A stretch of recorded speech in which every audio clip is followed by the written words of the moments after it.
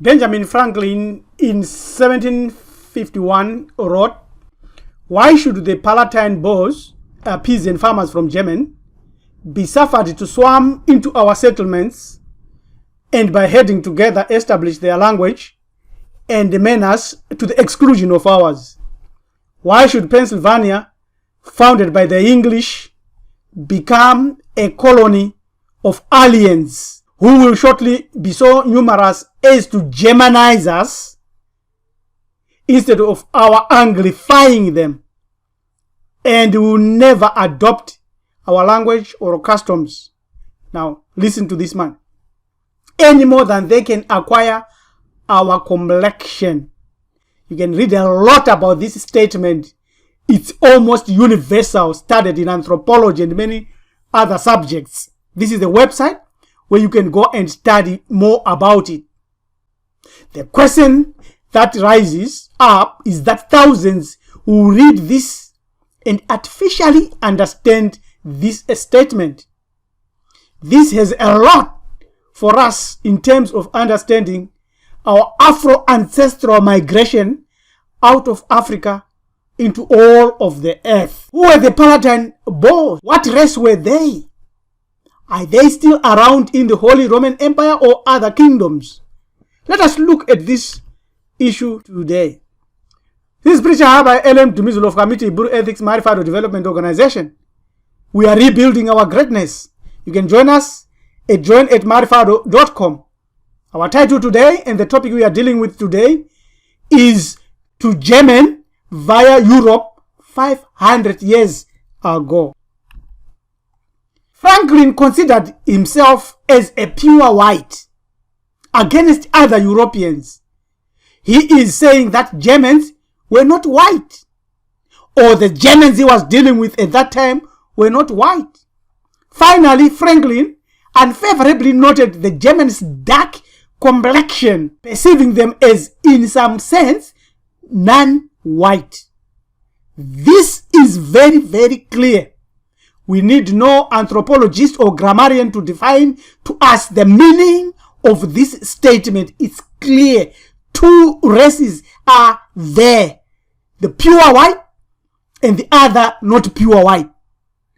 His idea of German foreignness is connected to the actual body organ largely used as an identifying sign of race. The single physical trait is that of skin color. These were dark Germans. This is in there. The statement, you can find it, is everywhere. Today's Germans are indeed white. So, who were these original Germans that Franklin was saying they were not white? Is it possible they were the original inhabitants or descendants of the original inhabitants? The problem was not only with the Germans, but some other Europeans too. You can find that the Italians there were given the hard stick. No Italians allowed. On May 28, 1888, Council passed a resolution to the effect that parties receiving the contract for paving or East Washington Street shall bind themselves not to employ any Italian labor. Why? Original Europeans, therefore, were known by the ruling elites, and their classes were known then. The etymology of the word German itself is from Old French Germain, from the Latin Germanus, meaning genuine, of the same parents. That word is powerful. Now, this etymological definition alone opens the doors to anyone who can sit down and think, to know that there was a genuine German and a non-genuine German. That's a historical fact. That's the truth coming from the words. When you say German today, that's what you are saying. You have these two conflicting races, or two or more conflicting races, of which the original is no longer recognizable today. Just like what Franklin said. Therefore, there was an old race in German as well as Europe. However, modern Germanic peoples include the Afrikaners, Austrians, Danes, Dutch, English, Flemish, Frisians, Germans, Icelanders, Lowland Scots, no religion, Swedes, and millions now in diaspora populations in Canada, Australia, and South Africa and America. Thus, it may be that all Europeans have Slav and Turkish connections since they came from Central and East Asia via Turkey and Caucasus Mountain. This is the history that has been hid and that is not popular. Therefore, going to Germany via Europe some 500 or so years ago, you would likely meet the true Germain, described by Franklin as dark or black. We shall meet them now in this presentation. You can go to this fantastic, awesome website, realhistory.www.com. It's massive. Once more, let's look at the Italians. Mine workers wanted. Familiar with the soft coal mines. No colored, that's Negro, that's me, that's black. Or Italians need apply. So why all that? Because there is more to being Italian than just being European. And when the elites know, they know. There is the proof. We start with the singers. Beethoven. This is the death mask of Ludwig van Beethoven, 1770 and 1827. A German composer. He was born in Bonn, then the capital of the Electorate of Cologne, a part of the Holy Roman Empire. Those are the keys that we are giving. Look at what he looks like. Yes, he was an African, thick nose, broad eyes. Of course, he was deaf. Now, through machinations, this is the portrait of a white man claimed to be Ludwig van Beethoven by the painter Joseph Wilbrod Mahler in 1805. The features of the portrait in no way match the features of Beethoven's death mask. The same with this one. Another one by painter Joseph Carl Stiller in 1820. The features portray in no way match the features of Beethoven's death mask at age 57. So look at that. Completely different. This is the true German and others are not the original. There again, Mozart's straight clear forward. This is the real Mozart. And this is the truth about Mozart. And this is the fake and the false one known today across the whole earth. We go again to the rulers in Germany in ancient times, 48 BCE. This is a Roman coin struck in 48 BCE to commemorate the defeat of Vercingetorix. Take picture, last king of Araven. There, look at that. Look at the nose. Again, this is Elector Frederick III, the wise of Saxony. That's German. House of the Wenting, father of Ernest Elector of Saxony, mother Elizabeth Bavarian. Look like that. African. No worries about that. Again, the Holy Roman Emperor Ferdinand III. African. Holy Roman Empire Maximilian II Emmanuel Elector of Bavaria. That's German. If you go there some 600 years ago, this is the man you would meet. African. Proper Muntu. Again, these are the tapestries of 1400 AD depicting black soldiers. Here they are. Defending a black king and queen in Germany, in Europe, against whites or wild men and Moors. The Battle of Grunwald or Battle of Tannenberg took place on July 15, 1410 between the Kingdom of Poland, Duchy of Lithuania. And there is, you can see the picture tells you what you are looking at. That's an African. The Holy Roman Empire, Maria of Austria, 1528-1603, daughter of Charles V, wife since 1548 of Emperor Maximilian II, whom we have shown before. There is, with confidence now, we can say this is Charles V. Straight clear, there is no doubt about who he looks like. King of France, Charles VII, by Jean Fouquet, 1445. The African, proper.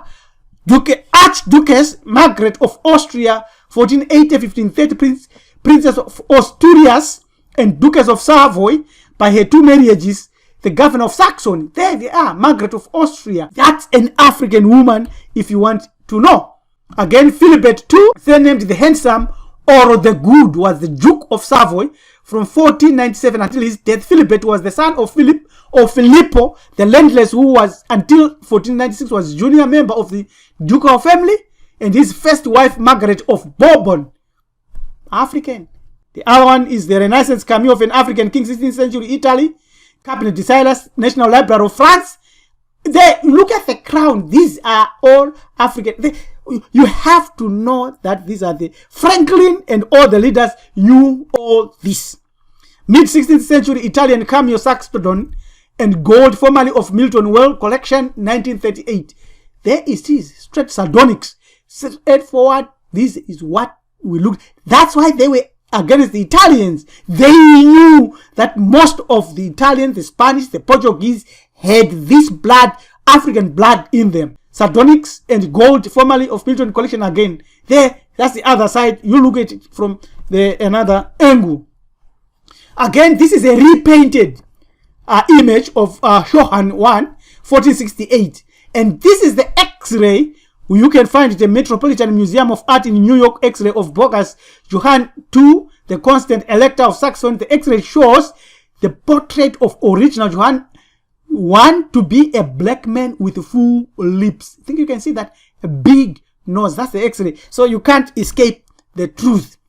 Again, Dorothy, Princess of Denmark and Duchess of Prussia, 1504, 1547. She was the daughter of King Frederick I of Denmark and Anna of Brandenburg. She married Duke Albert of Prussia, African. Piero di Lorenzo di Medici was the eldest son of Lorenzo di Medici, Lorenzo the Magnificent, and Clarice Orsini, and older brother of the future Pope Leo X, called Piero the Unfortunate. There he is. Or if you can't understand that these are our brothers, our cousins, our ancestors, Alessandro di Medici, Duke of Florence, look like that. And there is a mulatto of Gottfried Henry Kron, who was considered one of the most important Baroque architects in Thuringia, Central Germany. Look like that. There is Johanna, Archduchess of Austria, Infanta of Castile and Aragon, Princess of Burgundy, and Flanders, second daughter of the Holy Roman Emperor Charles V, whom we have shown. There is served as regent of Spain for her brother, King Philip II of Spain, Leopold DG Romano Imperatus. There is the portrait of Holy Roman Empire Leopold. Look like that. Years ago, or to Europe 500 years ago. There is Holy Roman Empire Philip I Landgraf, House of Hesse. Again, there is Holy Roman Emperor Philip I Landgraf, Count of Hesse, 1535. Look at that. These are the people that Franklin was scared of. They again, after the 30-year war, authentic but rare, nappy-haired image of Holy Roman Empire Ferdinand II. He was emperor during the 30 Years' War. That is straightforward African. Dukes of Saxon, Christian I, Juan George I, and Augustus. There they are. Proper African. Again, what historical prejudice is hidden from us is in the anti-black contrivances, and this is rather perhaps people that painted and removed us, and the interracial marriages. This is an image by Theodoric of Prague, found in Castle, Chapel of the Holy Cross, east wall of the choir, right side of the lower register. Prague in Czech Republic is of course called the painting of St. Maurice.